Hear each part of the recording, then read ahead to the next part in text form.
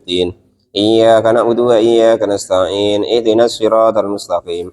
Siratal ladzina an'amta 'alaihim ghairil maghdubi 'alaihim waladdallin.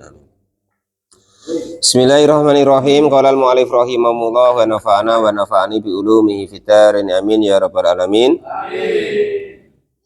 Wal maqalatu, dan adapun maqalah ar-rabi'atu yang keempat, ar-rabi'atu isruna yang ke-24. An Abdillahi, dari Abdillah al-Angtoki, rahimahu, semoga memberikan rahmathu kepada Abdillah al-Angtoki, siapa Allah Ta'ala.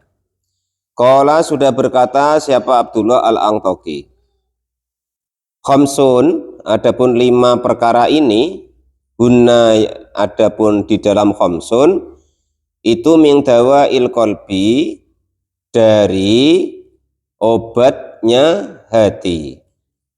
Jadi 5 perkara ini menurut Abdullah al-Angtoki berdasarkan dalil-dalil dari Quran maupun hadis itu termasuk daripada yang menyebabkan obat untuk hati kita.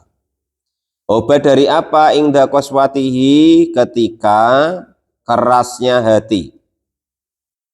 Ketika hati kita menjadi keras. Hati keras itu tandanya apa? Kalau dinasihati tidak mempan, merasa lebih baik daripada orang lain, merasa lebih dari orang lain, adanya riya, hasud, dan lain sebagainya. Itu termasuk hati-hati yang keras. Wadil khamsatu, dan adapun inilah 5 yang diterangkan oleh Abdullah al-Angtoki, itu makhudatun, diambil min kalamis sayyidi, dari ucapannya Tuan al-Jalili yang mulia. Rupanya Ibrahimu al-Khawasi, rupanya Ibrahim al-Khawas. Kama, seperti keterangan Dakaro, yang sudah menerangkan kepada siapa An-Nawawi, Imam An-Nawawi, Fitibyani, di dalam kitab At-Tibyan. Di salah satu keterangannya nanti bisa diambil dari kitab At-Tibyan. Wazada, dan menambahi siapa ba'duhum, sebagian daripada para ulama, ala hadil khamsati, atas inilah 5, ala hadil khamsati, atas inilah 5, al-asya'a, kepada perkara-perkara, kasirotan, yang banyak. Lakin ba'duha, tetapi sebagian dari khamsatu asya' kasiroh itu yadkhulu, masuk fiha, di dalam khamsun huna dawa'ul qalbi. Jadi 5 perkara ini akan menjadikan orang itu menjadi lembut hatinya atau terobati hatinya. Itu yang pertama, itu majalis satu solihina, duduk-duduk dengan orang-orang yang soleh. Jadi orang-orang yang soleh itu mempunyai ibaratnya aura negatif, aura positif, gitu ya. Kalau kita kumpul dengan beliau-beliau itu, menjadikan kita itu tertulari kepada aura-aura positif yang ada pada beliau. Yang dimaksud solihin itu siapa? Ay ahlil khairi, artinya orang-orang yang ahli, biasanya, umumnya beliau itu mengerjakan hal-hal yang baik. Itu ay khuduril majalisil waqti, artinya mau hadir ke tempat-tempat majelis tentang masalah nasihat atau pengajian atau nasihat yang baik.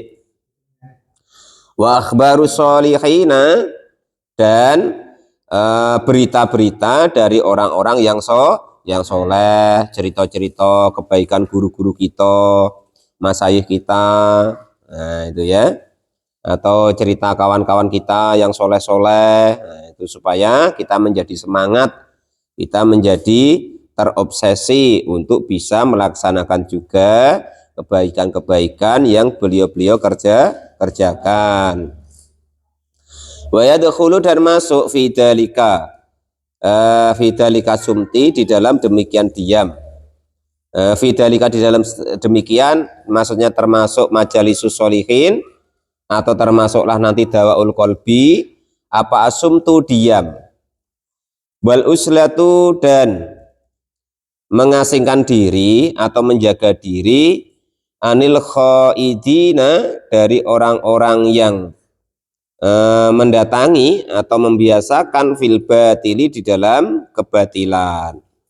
Jadi berusaha seminimal mungkin untuk bisa kita itu berkumpul dengan orang-orang yang biasa berbuat batil atau jelek. Nah, itu seperti itu. Anil khaidina, dari orang-orang yang biasa berbuat fil batili, di dalam kebatilan. Tuh. Karena betul sekali namanya kita berkawan itu nular. Sederhana gini, contoh Bang Firman kok sering duduk-duduk ya dengan orang-orang yang entah dia nyabu, entah dia nyelot.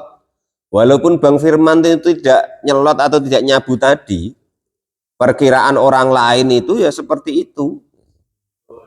Kawannya itu kok. Nah, itu seperti itu. Tapi kalau kita duduknya dengan Pak Tamrin, dengan Pak Janis, Pak Rozak, ya, rata-rata beliau kan yang ngajak ngaji, ya kan? Entah ada modusnya, entah tidak tahu lah. Yang penting kan ngajaknya ngaji lah, ya kan? Ngajaknya ke masjid lah, ngajaknya berjamaah lah. Ya, biasanya ya menasehati lah, kan gitu. Seidak-idaknya, ya kan? Seidak-idaknya kan dia menasehati lah, kan gitu. Atau mengajak kebaikan. Ya perkara ada modusnya itu bukan urusan kita, ya kan itu. Yang penting kan hati-hati baiklah, kan gitu. Itu yang pertama, duduk-duduk dengan orang-orang yang soleh. Jadi orang-orang yang soleh itu sama Allah tuh dikasih apa? Wewenang istilahnya, dikasih suatu keistimewaan. Siapapun yang duduk-duduk dengan beliau, setidak-tidaknya ya, ketika kita berkumpul dengan beliau itu kita terjaga dari kemaksiatan. Nah, itu seperti itu. Andaikan pun ya kan, ini ada orang yang ngajak kita tidak baik itu, tapi kita sedang duduk dengan Pak Tamrin, ya kan. Nah itu orang yang ngajak tidak baik itu nggak jadi, tidak enak dia kan. Segan dengan Pak Guru Tamrin, tidak enak, kan gitu. Nah, itu seperti itu. Makanya dikarenakan begitu itulah menjadikan hati kita nanti menjadi lembut, hati kita yang mungkin sakit, hati kita yang mungkin keras akan menjadi lembut, semakin menjadi baik. Apalagi kok mau hadir tadi huduri majalisil waktu, hadir di tempat-tempat majelis-majelis yang di situ kita mendengar nasihat-nasihat atau ilmu-ilmu. Nah, itu yang pertama itu ya. Yang kedua wa qiraatul Qur'ani, dan juga membaca Al-Qur'an.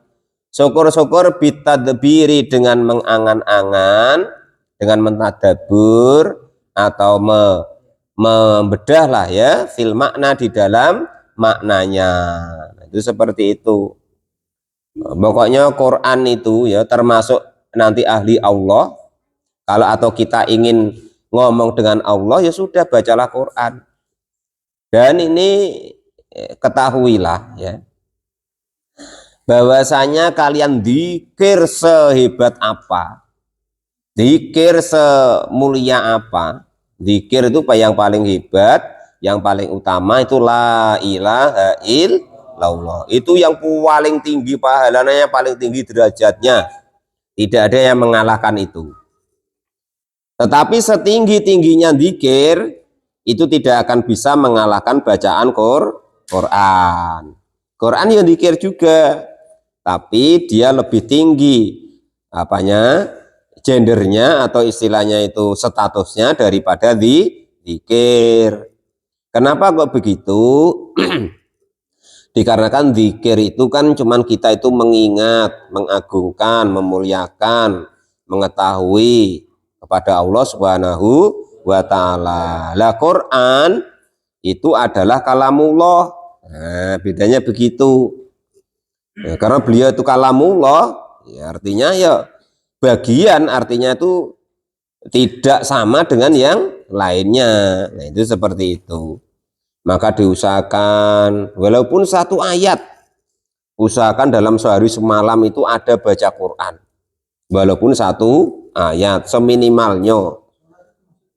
Taman kan beda nanti, maksudnya di sini itu di luar sholat ada baca Quran gitu loh.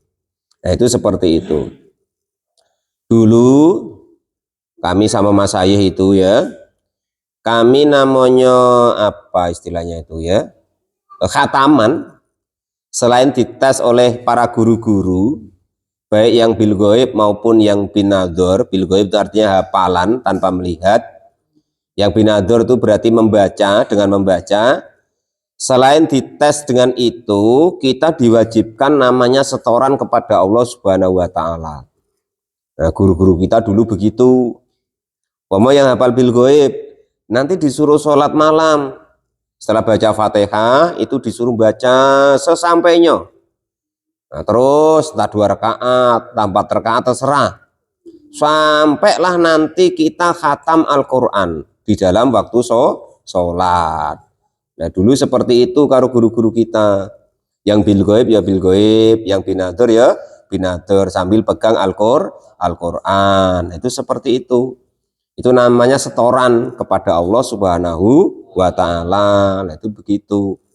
Nanti yang setoran kepada guru lain, setoran kepada Allah Subhanahu wa taala lain. Itu kalau yang dulu saya yang praktek yang binadur itu sekitar hampir 3 bulan lah ya kan. Hampir 3 bulan selesai khatam. Karena tegaknya tuh capek juga gitu loh. Itu nomor 2. Pertama tadi yang menjadikan hati kita lembut atau sebagai obat hati kita, duduk dengan orang-orang soleh. Yang kedua membaca Al-Qur'an. Yang ketiga wa ikhlaul batini, dan juga membersihkan batin. Bita'atil qalili, dengan mendatangi yang sedikit, minal halali, dari yang halal.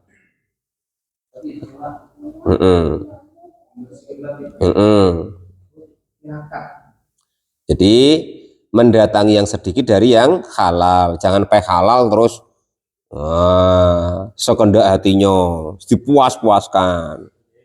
Nah, itu seperti itu ya. Itu termasuk nanti menjadikan hati kita menjadi tidak keras. Nah, Pak Janis juga begitu, walaupun ya boleh, ya kan, boleh. Tetapi ini kan andekan ingin semakin hatinya itu menjadi lembut dan tidak keras. Fa'inna akalal halalah, karena sesungguhnya makan yang halal itu ra'sul kulli, pokok dari semua-muanya.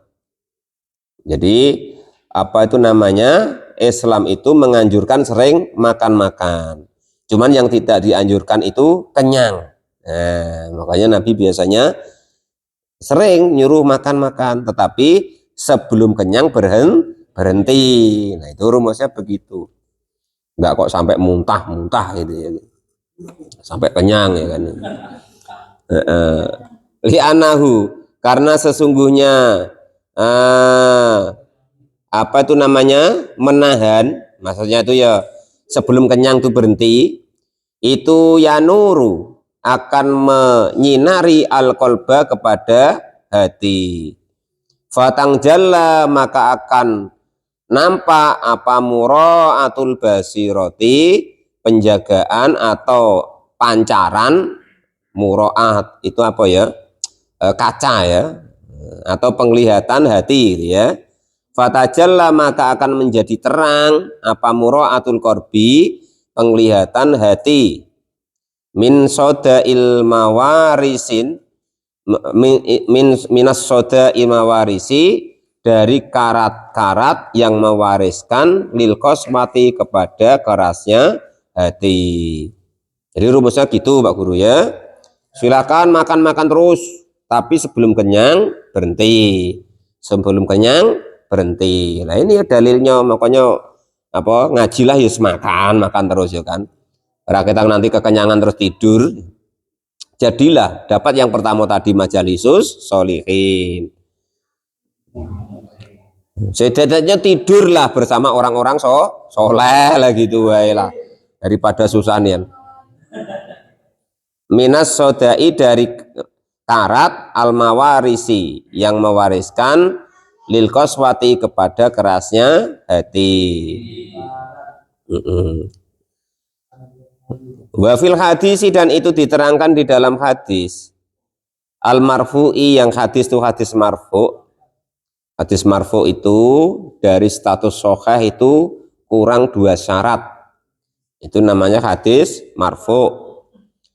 Salah suhi solin, adapun 3 perkara ini itu turisu koswatin, turisul koswati, akan mewariskan keras fil qalbi, di dalam hati. 3 perkara ini di dalam hadis itu akan menjadikan hati kita menjadi keras. Yang pertama, diingat-ingat, kita termasuk pondak ya. Hubut to'ami, cinta makanan. Nah, makan terus. Yang kedua, ini kita termasuk tanda tidak tahu ya. Yang kedua, wahubun naumi, cinta tidur. Nah, itu menjadikan hati keras. Ngaji yo tidur, sholat yo tidur, dzikir yo tidur, ngajar yo tidur. Walal mu'alif rohim, ditungguin istrinya yo tidur, sampai pening istrinya ya kan, ditungguin malah tidur ya kan. Walal mu'alif rahimahullah. Yang ketiga, wahubur rohati, dan senang, ibaratnya itu santai-santai. Nah, ya. Jadi dalam hadis marfu ada 3 yang menjadikan kerasnya hati. Loh, kok orang guyune Pak Guru? Gara-gara sering tidur. Jangan gitu, ini hadis ya. Ini hadisnya Nabi. Cinta makanan, cinta tidur, cinta senang-senang. Walal mu'alif rahimahullah, itu gitu ya. Sudah, itu nomor 3 ya. Yang nomor 4, waqiyamul laili, dan juga bangun malam, mendirikan sholat malam. Ay sholatun nafilati, artinya sholat sunnah. Ba'dal istaiqadha, setelah bangun minan naumi, dari tidur. Nah terus ini saya kasih tahu ya, salah satu ya kan, salah satu pembeda orang soleh betul dengan yang soleh-solehan, nah ya, itu adalah qiyamul lail, sholat malam. Nah, ini ya. Jadi sholat malam itu termasuk ibadah khusus, ibadah khususnya orang-orang yang soleh betul maksudnya gitu. Ya karena kalau ibadah lain ini mohon maaf ya, umpama lonte pun, umpama nak sholat dia sholat, ya, umpama nak sholat ya, lah umpama sedekah dia ya bisa sedekah, umpama nulung orang dia ya bisa nulung orang, umpama sholat dia bisa umpama zakat dia bisa zakat. Tapi kalau sholat malam berat nian kalau lonte itu. Nah itu kata orang tuh begitu, kata guru-guru dulu begitu. Itu begitu ya. Jadi termasuklah salah satu ya seidak-idaknya seumur hidup tuh ada sekali lah ya. Nah, seumur hidup tuh ada sekali bangun malam. Qolal mu'alif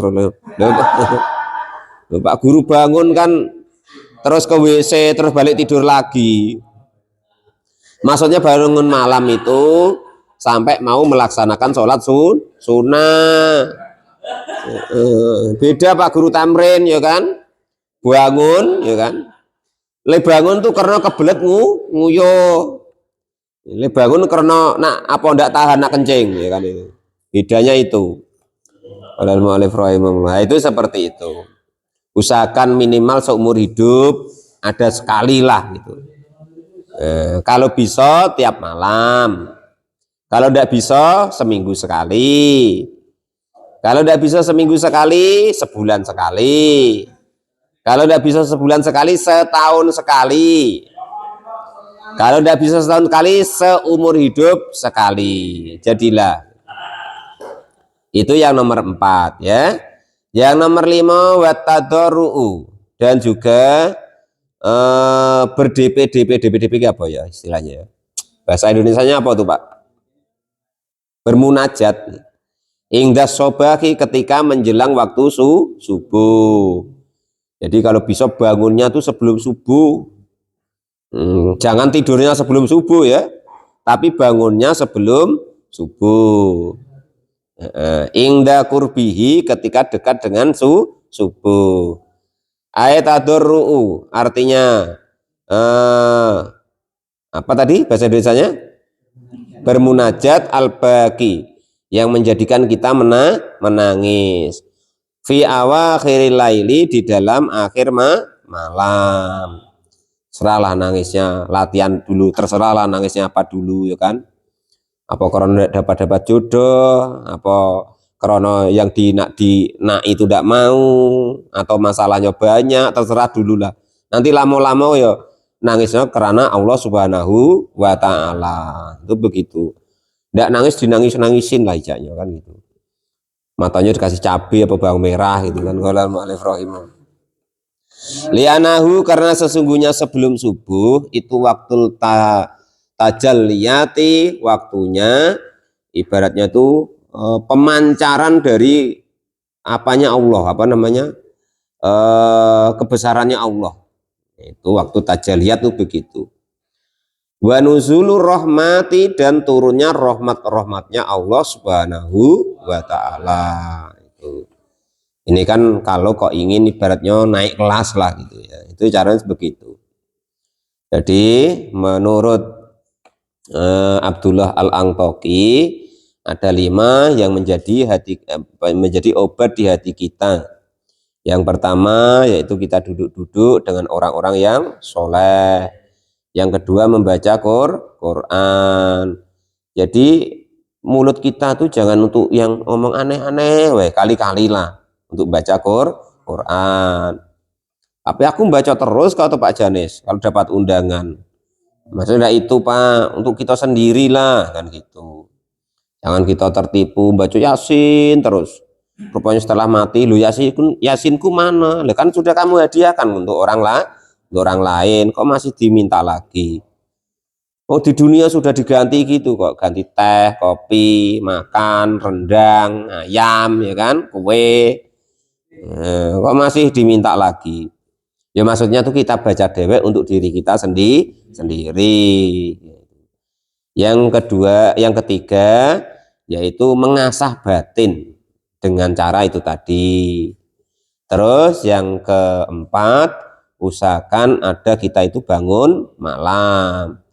Yang kelima, kita usahakan bangun sebelum subuh, mengadu kepada Allah Subhanahu wa Ta'ala semua keluh kesah kita kan.